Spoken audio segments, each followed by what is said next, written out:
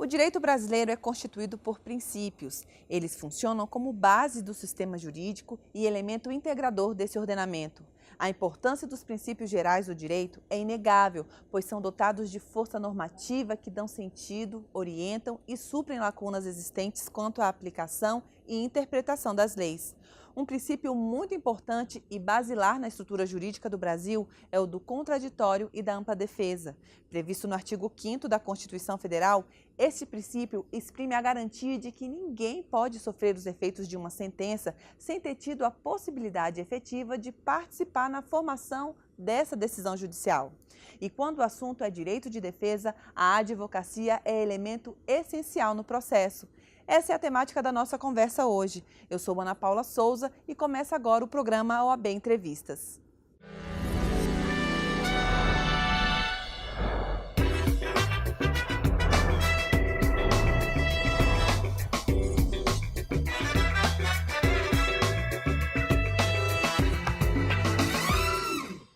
E para conversar sobre esse assunto hoje, nós vamos receber o presidente da Comissão Especial de Garantia ao Direito de Defesa do Conselho Federal da OAB, Dr. Juliano Breda. Dr. Juliano, seja bem-vindo ao OAB Entrevistas.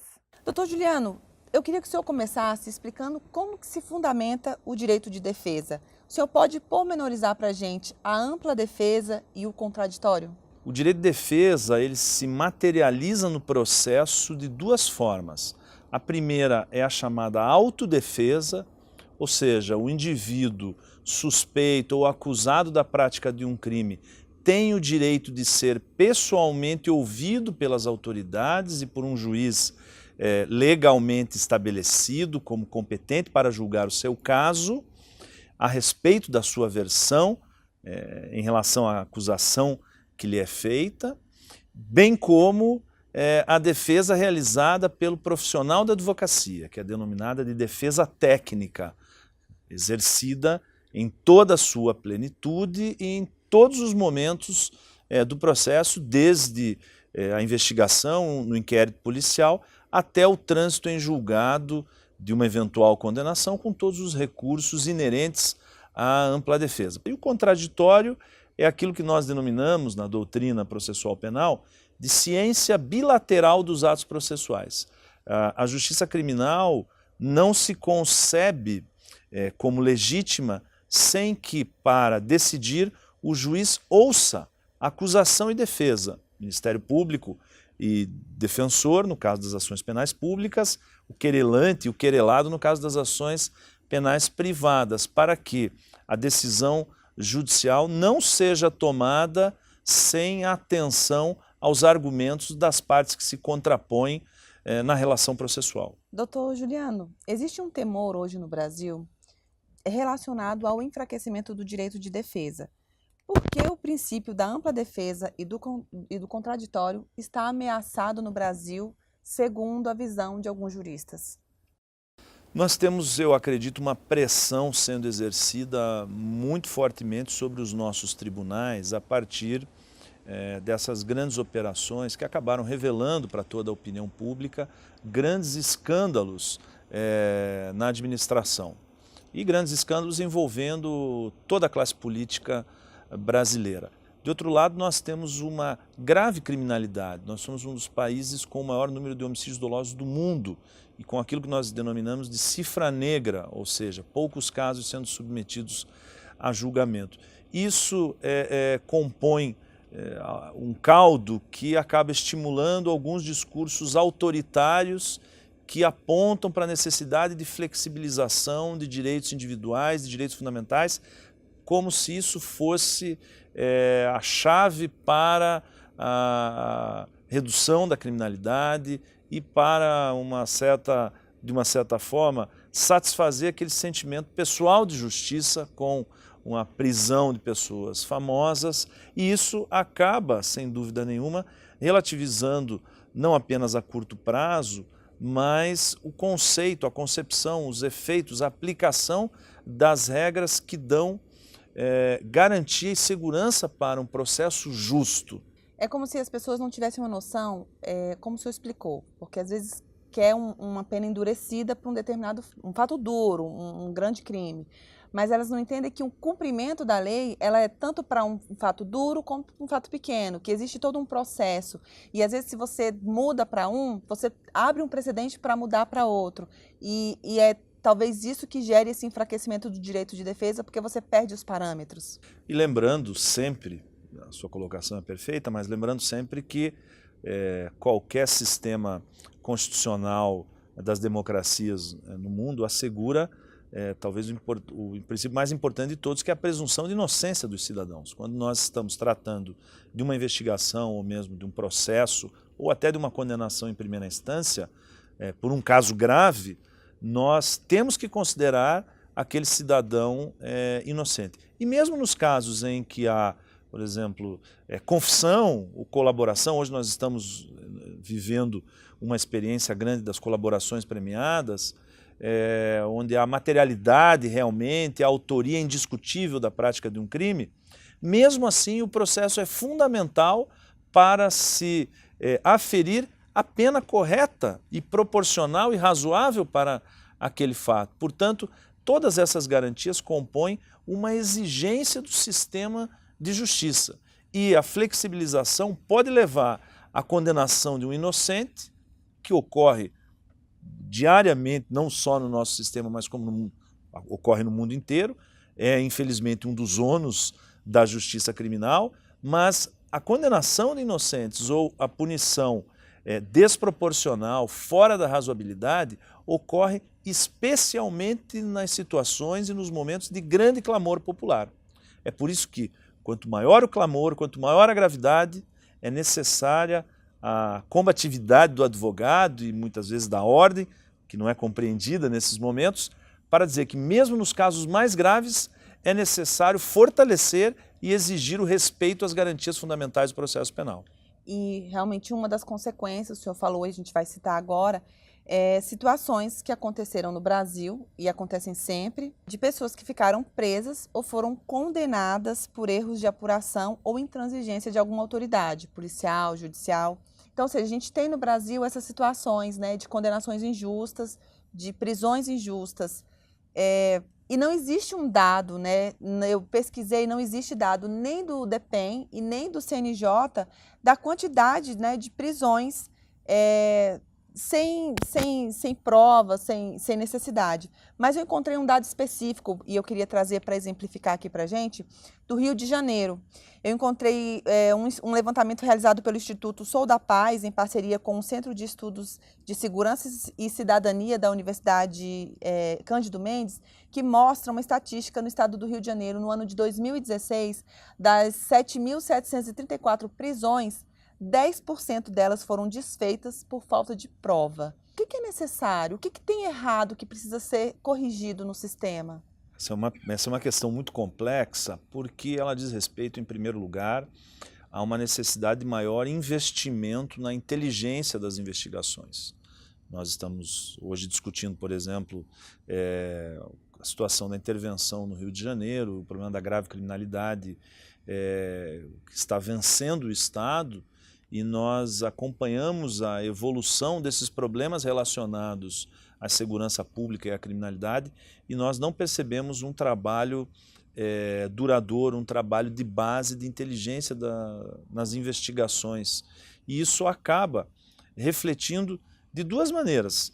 Reflete na impunidade de crimes que não são solucionados, mas se reflete também a precariedade das nossas agências de investigação, nos erros investigatórios, nos erros dos inquéritos policiais, que acabam criando essas tragédias mencionadas por você, que é a prisão, condenação e outros problemas que decorrem desse fato, do encarceramento de uma pessoa inocente, que não se consegue depois indenizar, reparar um dano tão violento decorrente de um encarceramento injusto. Um juiz da Suprema Corte tinha uma frase emblemática, ele dizia o seguinte: cada vez que o sistema facilita a condenação de um culpado, facilita também a condenação de um inocente. E nós que temos um país de proporções continentais, com réus extremamente pobres, que não temos defensoria pública que assegure uma defesa de qualidade e efetiva para todos os réus pobres do nosso país. O Estado do Paraná, por intermédio do qual vinha o Conselho Federal, não tem uma defensoria pública que atenda a todos os réus pobres do Estado do Paraná. São, em sua quase totalidade, atendidos pela brava, lutadora advocacia da ativa. Não confundam o advogado com o seu cliente. Daí nosso empenho em ver aprovado, e já o foi no Senado Federal, de forma histórica neste ano, o projeto de lei que criminaliza o desrespeito das nossas prerrogativas profissionais. Esse trecho do discurso do presidente nacional da OAB, Cláudio Lamáquia, na abertura da 23ª Conferência Nacional da Advocacia do Brasil, faz um alerta para uma situação em que advogados e advogadas criminalistas vivem no Brasil. Muitos são taxados de bandidos por atuarem na defesa de acusados de crime. Nós estamos conversando hoje com o presidente da Comissão Especial de Garantia do Direito de Defesa do Conselho Federal da OAB, Dr. Juliano Breda. Quais têm sido as soluções que a OAB tem buscado para enfrentar essa criminalização do advogado criminal? Esse é um tema de constante preocupação da nossa instituição. O presidente Cláudio Lamáquia pessoalmente vem reiterando várias vezes a necessidade não apenas de se separar a figura do cliente com o advogado, mas especialmente de proteger os direitos inerentes ao exercício da profissão. É nessa linha que vem a luta da ordem pela criminalização da ofensa às prerrogativas profissionais, porque nós tentamos explicar isso didaticamente para toda a sociedade. Plenitude da ampla defesa pressupõe a atuação do advogado no exercício da defesa de alguém acusado da prática de um crime. É um pressuposto da justiça criminal a defesa efetiva realizada por um profissional da advocacia, sob pena, inclusive, de anulação do processo se essa defesa não for exercida de forma ampla e plena. E daí é que surge toda a campanha com muita determinação, com muita convicção da Ordem dos Advogados, comandada pelo presidente Lamáquia, no sentido de criminalização de ofensas às prerrogativas profissionais. Eu acho que a Ordem tem um papel muito forte nesse sentido, em didaticamente explicar à sociedade por que da necessária separação das figuras do advogado e do seu cliente, mostrando que isso é uma exigência do sistema de justiça no Estado de Direito. Doutor Juliano, uma outra preocupação que a OAB tem destacado e está relacionada com o problema das conduções coercitivas. Em março do ano passado, a OAB ajuizou uma ação de descumprimento de preceito fundamental, uma DPF, para que o Supremo Tribunal Federal analise sobre o uso de conduções coercitivas nos casos em que não haja um prévio descumprimento de notificação. A OAB detectou ilegalidade nesses processos com esse instrumento? Como está esse caso? Especialmente nessas grandes operações, nós passamos a detectar no Brasil inteiro que polícia, membros do Ministério Público e os juízes deferindo passaram a se utilizar de uma nova modalidade de medida de coerção, de coação pessoal, de privação da liberdade dos indivíduos suspeitos da prática de um crime com as chamadas conduções coercitivas, em descumprimento àquilo que o Código de Processo Penal prevê.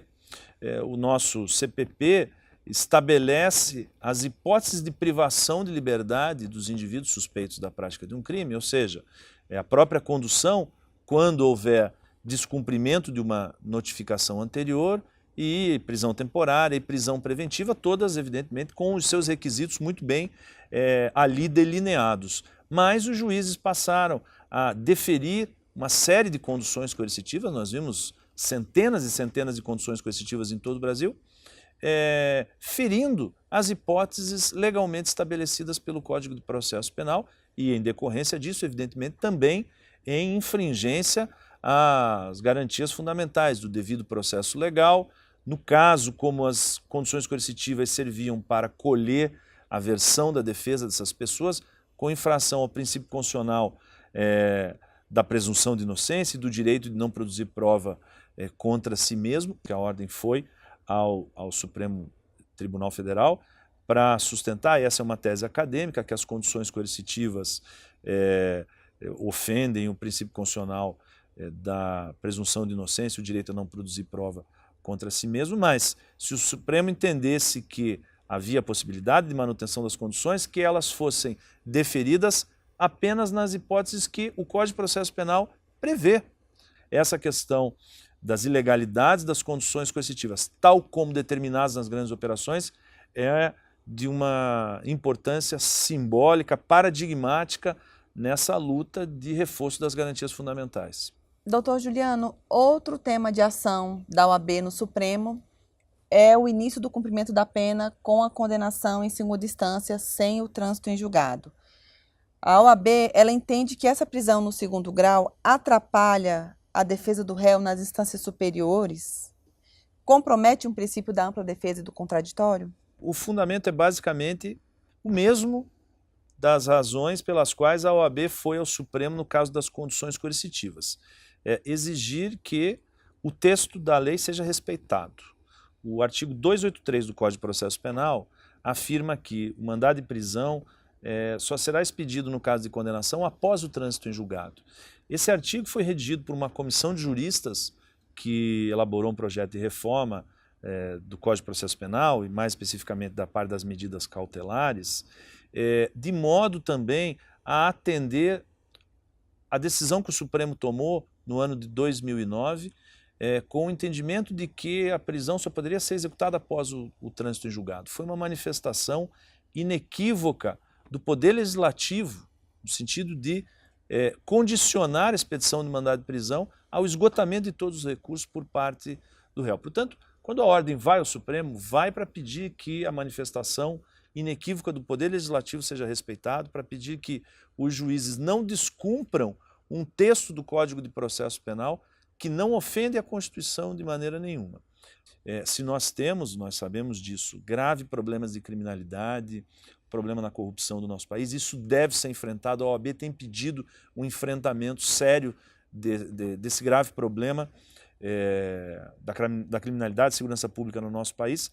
Nós não podemos levar esse enfrentamento que deve ser feito com o sacrifício das garantias individuais, dos pressupostos para a obtenção de uma decisão justa no processo criminal. O processo penal garante que todos têm direito de defesa sob pena de ser decretada a nulidade do julgamento em que não houve a defesa do acusado. A lei também determina que o direito de uma defesa técnica é irrenunciável por parte do acusado, que no devido processo legal precisa de uma defesa técnica realizada por profissional habilitado. Nós estamos conversando hoje com o presidente da Comissão Especial de Garantia do Direito de Defesa do Conselho Federal da OAB, Dr. Juliano Breda. Dr. Juliano, a defesa técnica, quando a gente fala de defesa técnica, a gente já falou sobre isso no primeiro bloco, não tem como relacionar a defesa técnica sem uma atuação da advocacia. É só o advogado que pode, que tem competência para fazer essa defesa técnica? Só o advogado, nosso sistema e, evidentemente, os defensores públicos, né? A Defensoria Pública da União, as defensorias estaduais que realizam um grande trabalho realmente de atendimento com muita qualidade da população carente nos processos criminais. A atuação do defensor em nome da figura do acusado, ela é essencial para a validade do processo, é uma condição de validade, é um pressuposto de validade do processo. A gente sabe que a apuração de um fato ele é fundamental para determinar culpa ou dolo de alguém, principalmente quando se trata de um delito, mas a gente tem vivenciado muitas situações no Brasil de que as pessoas decidem fazer justiça com as próprias mãos. Existe um clima de justiçamento muito grande, a gente conversou aqui sobre essas questões, porque às vezes a gente vê um crime de grande repercussão e as pessoas têm um anseio, um afã de que a justiça seja feita. E às vezes querem fazer ali na hora, com os instrumentos que não são os mais adequados, com pessoas que não têm competência judicial para fazer isso, que a gente vê, acontece em muitos casos. Eu posso citar aqui um caso muito emblemático de 2014, uma mulher foi assassinada em São Paulo, no litoral paulista, no Guarujá, porque ela foi confundida com uma mulher que estava sendo procurada é acusada de feitiçaria, de sequestrar crianças para fazer rituais de bruxaria. Ela foi confundida com essa outra mulher e ela foi espancada até a morte por populares. Ainda que ela fosse a acusada, o comportamento, lógico, não era o adequado, porque a gente não combate um crime com outro crime, que é isso muito que acontece. A gente está vendo, nós estamos mostrando aí agora imagens de outros casos de justiçamento, de pessoas que, por exemplo, teve um rapaz em Sobral, no Ceará, que ele roubou uma bicicleta e as pessoas se juntaram ali para espancá-lo e fazê-lo pagar por aquilo no ato que ele cometeu o crime. Também não é a maneira mais correta. A gente está vendo aí outras imagens, pessoas que já foram amarradas a postes públicos para serem espancados, num sentimento de que aquilo é justiça. A gente vai fazer isso aqui agora porque você fez uma coisa errada. Mas as pessoas não entendem que elas estão combatendo o crime com um outro crime. É difícil de colocar na cabeça das pessoas que essa não é a melhor maneira. Como que a gente pode combater o justiçamento para que o direito de defesa ele seja de fato estabelecido, ainda que o crime esteja ali, foi vivenciado, as pessoas viram, a prova, há testemunhas, mas é necessário que aconteça o devido processo legal.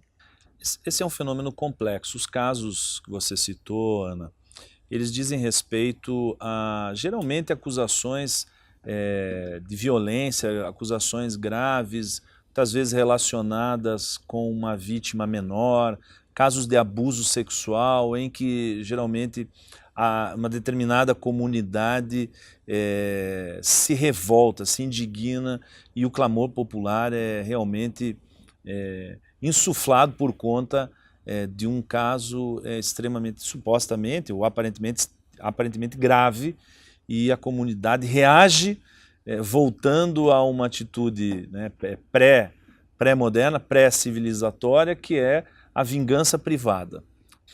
Esses justiçamentos se explicam, ou né, nós podemos querer entender esses justiçamentos também a partir de uma descrença da comunidade no sistema de justiça, no sistema de investigação e na punição, né, dos responsáveis por crimes graves. Nós temos no Brasil, fiz menção no primeiro bloco, uma cifra negra da criminalidade em casos de homicídios muito alta. Estima-se que apenas 5% de todos os homicídios praticados no Brasil sejam elucidados e os responsáveis sejam levados a julgamento. E isso cria, evidentemente, na população esse sentimento de impunidade, esse sentimento de impotência do sistema criminal e aflora essa suposta necessidade, esse suposto desejo de realizar uma justiça imediata e uma vingança particular. Doutor Juliano, ainda que a gente tenha um ordenamento jurídico bem estabelecido quanto ao devido processo legal, a gente sabe que é necessário, como a gente está conversando aqui, construir uma cultura de respeito e conscientização da sociedade sobre o direito de defesa. Para a gente finalizar a nossa conversa hoje, eu queria que o senhor falasse das ações que estão sendo feitas pela comissão nesse sentido. Olha, a comissão optou por escolher os temas fundamentais relacionados ao direito de defesa que estão hoje sob intenso debate nos tribunais e no Poder Legislativo. Portanto, nós fomos ao Supremo Tribunal Federal protagonizando os dois principais temas de debate hoje relacionados ao processo penal do Supremo: prisão em segunda instância e condições coercitivas, seja na DPF das condições ou na ADC da prisão em segunda instância. A ordem teve o papel fundamental de levar e comandar esse debate perante o Supremo Tribunal Federal.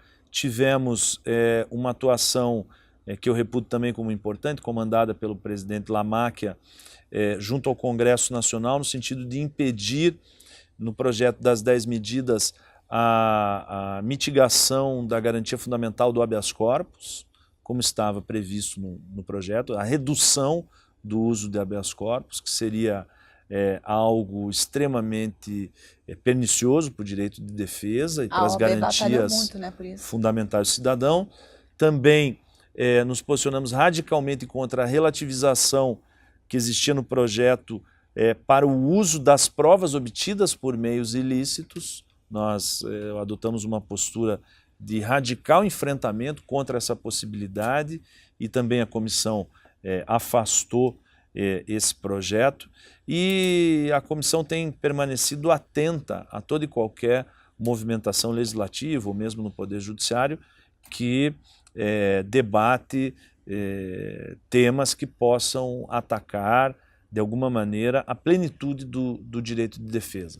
É importante dizer isso, ela está atenta a esses movimentos, ela tem um compromisso inalienável em tutelar e proteger os direitos fundamentais do exercício da profissão, no meu caso, da profissão do advogado criminal. Essa é uma pauta irreversível dentro da Ordem dos Advogados do Brasil. Doutor Juliano, eu gostaria de agradecer a sua participação no nosso programa, foi um prazer recebê-lo aqui. Eu que agradeço, sempre um prazer falar para a TV OAB e muito obrigado pelo convite. E o programa de hoje termina aqui, mas você pode continuar conectado com a gente. É só acessar oab.org.br e também as redes sociais do Conselho Federal da OAB. Obrigada pela companhia e até semana que vem.